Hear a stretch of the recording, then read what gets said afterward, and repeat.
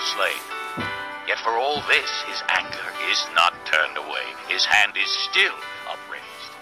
Woe to the Assyrian, the rod of my anger, in whose hand is the club of my wrath. I send him against a godless nation.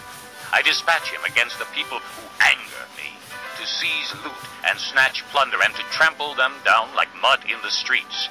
But this is not what he intends. This is not what he has in mind. His purpose is to destroy, to put an end to many nations. Are not my commanders all kings, he says? Has not Calno fared like Carchemish? Is not Hamath like Arpad and Samaria like Damascus? Has my hand seized the kingdoms of the idols, kingdoms whose images excel those of Jerusalem and Samaria? Shall I not deal with Jerusalem and her images, as I dealt with Samaria and her idols? When the Lord has finished all his work against Mount Zion and Jerusalem, he will say, I will punish the king of Assyria for the willful pride of his heart and the haughty look in his eyes. For he says, by the strength of my hand I have done this, and by my wisdom, because I have understanding. I removed the boundaries of nations. I plundered their treasures. Like a mighty one I subdued their kings. As one reaches into a nest, so my hand reached for the wealth of the nations. As men gather abandoned eggs, so I gathered all the countries. Not one flapped a wing or opened its mouth to chirp.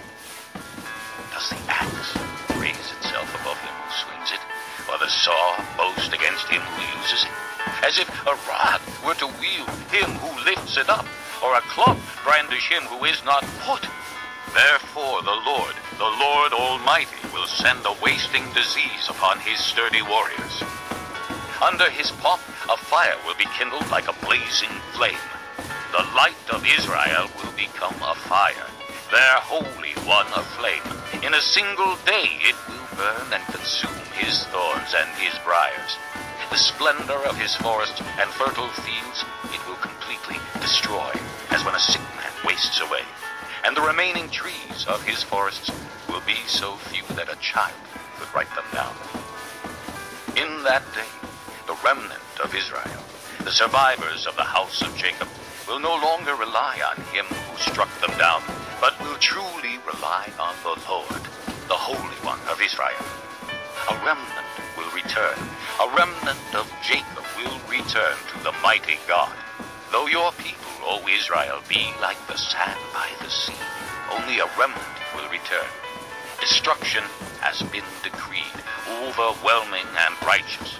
The Lord Almighty, will carry out the destruction decreed upon the whole land. Therefore, this is what the Lord Almighty says.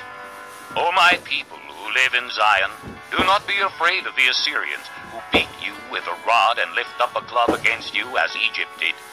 Very soon my anger against you will end, and my wrath will be directed to their destruction.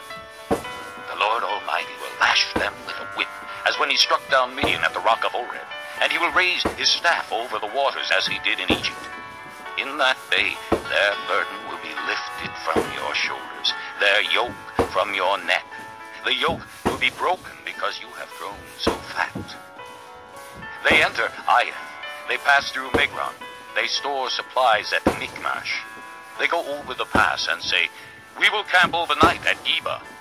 Ramah trembles. Gibeah of Saul flees. Cry out, O daughter of Galim. Listen, O Laisha. Poor Anathoth. Madmanah is in flight. The people of Gebim take cover. This day they will halt at Nob. They will shake their fist at the mount of the daughter of Zion, at the hill of Jerusalem. See, the Lord Almighty will lop off the boughs with great power. The lofty trees will be felled, the tall ones will be brought low. He will cut down the forest thickets with an axe. Lebanon will fall before the mighty one. Chapter 10. Woe to those who make unjust laws, to those who issue oppressive decrees to deprive the poor of their rights and withhold justice from the oppressed of my people, making widows their prey and robbing the fatherless.